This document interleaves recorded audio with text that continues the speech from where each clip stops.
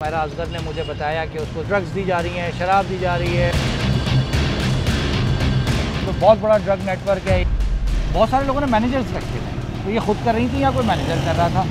Interior Sindh के एक doctor का इनके साथ इनका 2 साल से अफेयर था। शोबिज़ इंडस्ट्री है ना, तो उसमें बेशतर लोग गुनाह में मुब्तला हैं, जिसको हम ड्रग कहते हैं, जिसको हम आइस कहते हैं, और इसके साथ गैर शरई ताल्लुकात कहते हैं। अस्सलाम वालेकुम नाज़रीन, कैसे हैं आप लोग। तो भाई एक इशू कराची में बहुत ज़्यादा हाईलाइट है, वो है सोशल मीडिया पे हुमैरा असगर की मौत। तिबी थी, कत्ल किया गया, किस तरीके से उनकी बॉडी गुज़िश्ता कई महीनों तक अपने फ्लैट में रही, आसपास के अतराफ़ के लोगों को बदबू नहीं आई, पता ना चल सका। ऐसे में जो उनके घर वाले हैं ना, खाना उनसे रब्ता ना हुआ। ये बहुत सारे सवालात हैं, इन सवाल जवाब की तलाश में हम पहुँचे हैं। इन्वेस्टिगेशन जर्नलिस्ट करते हैं हमारे माशाल्लाह बाबर भाई। अस्सलाम वालेकुम बाबर भाई। अस्सलाम व रहमतुल्लाह। तनवीर भाई कैसे बाबर भाई? दुआएं। बाबर भाई और मैं एक न्यूज़ चैनल में साथ काम कर चुके हैं, और बाबर भाई की जो इन्वेस्टिगेशन जर्नलिज्म है वो किसी से ढकी छुपी नहीं है। अगर आप कराची में काम करते हैं तो आपको मालूम होगा।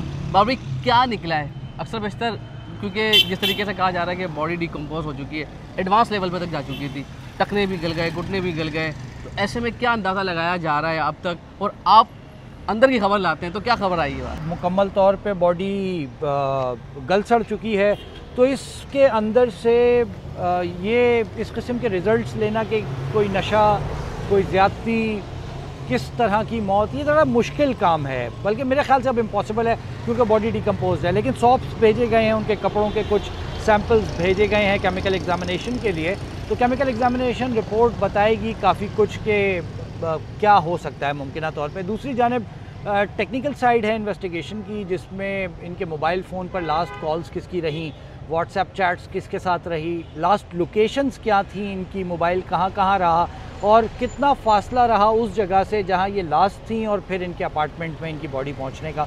ये बड़ी थोड़ी सी टेक्निकल इन्वेस्टिगेशन है। फिर अगेन बात यह है कि ये सारी इन्वेस्टिगेशन करनी है इदारों ने। अगर ये इदारे इसको केस को इतनी अहमियत देंगे तो इसके पीछे जाएंगे, लेकिन अगर वो समझते हैं कि मेडिकल ग्राउंड्स पर इसको अगर नेचुरल डेथ डिक्लेयर कर दिया जाए और केस क्लोज हो जाए, तो फिर तो किसी किस्म की फर्दर इन्वेस्टिगेशन नहीं हो पाएगी।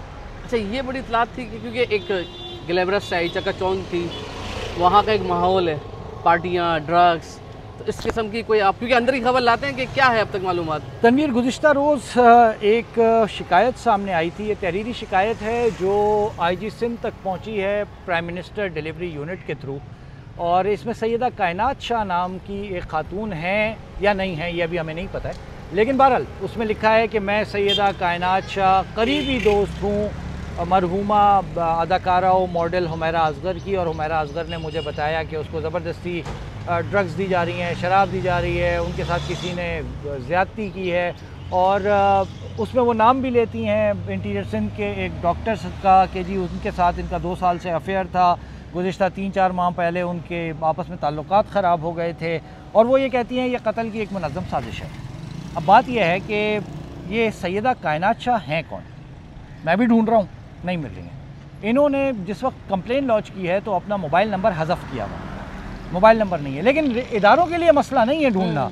नेशनल क्राइम इन्वेस्टिगेशन एजेंसी आपके पास है, FIA है, दीगर इदारे हैं, ट्रैकिंग करना, ट्रैक कर लेंगे, पता चल जाएगा कहाँ से कंप्लेन लॉन्च हुई है, आप जाएँ पकड़ें। अगर वाकई कोई सैयदा कायनात शाह एग्जिस्ट करती हैं जिन्होंने ये शिकायत की है और जो संगीन नौयत के इल्ज़ामात लगाएँ, अगर वो इल्ज़ामात के शवाहिद दे दें तो फिर तो ये फिर एक दफ़ा बहुत बड़ा केस खुलने जा रहा है। जैसे साहिर हसन का मामला बन गया था कि पीछे कोई बहुत बड़ा ड्रग नेटवर्क है, या अरमगान का मामला था कि पीछे कोई नेटवर्क है।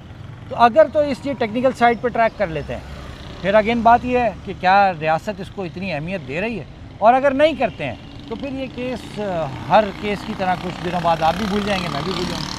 बतौर सहाफ़ी आपका तजुर्बा क्या कहता है, क्या नज़र आ रहा है? यकीन हदवी तौर पे आप कुछ नहीं कह सकते, मगर एक होता है ना कि मुसलसल 20-30 साल से रिपोर्टिंग करते हुए आ रहे हैं, और जहाँ से उनका ताल्लुक है जिस तरीके शोबे से, वहाँ पर इस तरह की शिकायत है कि वहाँ पर ड्रग्स का खुलेआम दिनों में ना तनवीर भाई, पिछले कुछ दिनों में जब साहिर हसन का इंटरव्यू किया, फिर एक फैज़ी नाम का ड्रग डीलर था उसका इंटरव्यू किया, उन्होंने जो नाम बताया ना, उससे ऐसा लगता है कि पाकिस्तान की जो शोबिज़ इंडस्ट्री है ना, उसमें बेशतर लोग इस गुनाह में मुब्तला हैं, जिसको हम ड्रग कहते हैं, जिसको हम आइस कहते हैं, और इसके साथ गैर शरई ताल्लुकात कहते हैं। तो इसमें बेतहाशा लोग मुलव्वस हैं। कुछ ख़वातीन तो अब शायद आके सोशल मीडिया पे एक्ट्रेसेस बोलने भी लगी हैं कि जी कुछ लोग ऐसे हैं जो जिनसी हरासानी का बाइस बनते हैं। कई चीज़ें मैंने पढ़ी सोशल मीडिया पे।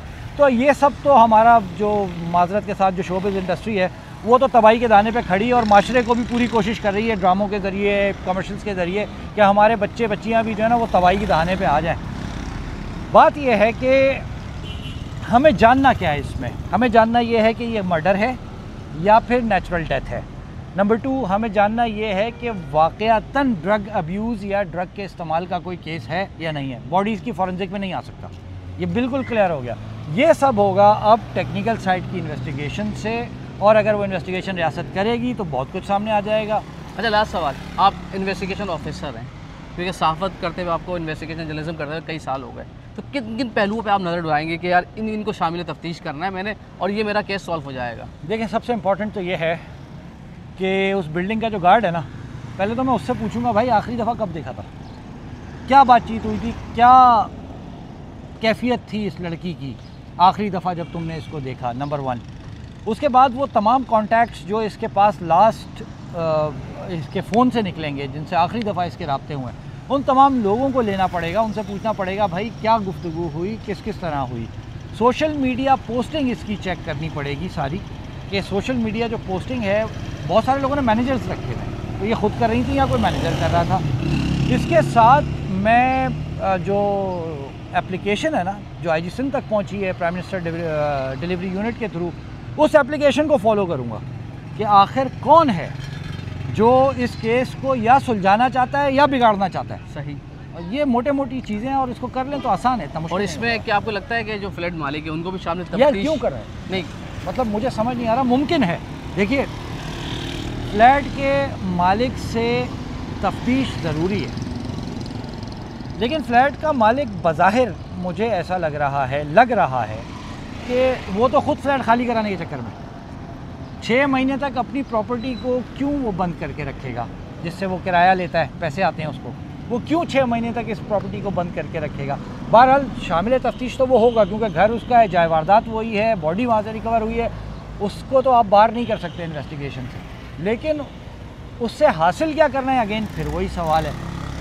कह रहे हैं कि अंदर से कुंडी लगी हुई थी। अब अगर अंदर से कुंडी है तो फिर अगर कोई साथ था तो वो गया कैसे भाई फिर बाहर? सही बात। बहुत सारे सवाल आते हैं। करने का काम है, इन्वेस्टिगेशन पुलिस करती है या नहीं करती है, असल बात यह है। और वही बात कि आपके अगर सोशल मीडिया पे 7 लाख फॉलोअर्स हैं और आपके साथ 7 लोग भी नहीं खड़े ना, ये समझ लें कि ये सिर्फ चकाचौंध है सोशल मीडिया की, ग्लैमरस है शोबिज़ इंडस्ट्री का। इसकी वजह से आप अपनी फैमिली को टाइम दीजिए, तनहा मत रहिए। अल्लाह कुरान में फरमा रहे हैं, ये दुनिया धोखे का घर है, मकड़ी का जाला है, मच्छर का पर है। तो इसकी झूठी चकाचौंध में ना आए। जो अल्लाह रब्बुल इज़्ज़त ने, दीन ने आपको अपने वालिदैन, रिलेटिव्स, रिश्तेदार, पड़ोसी, दोस्तों के हुकूक अदा करने का बोला है, उनको ज़रूर अदा करें। चलिए, अल्लाह हाफ़िज़।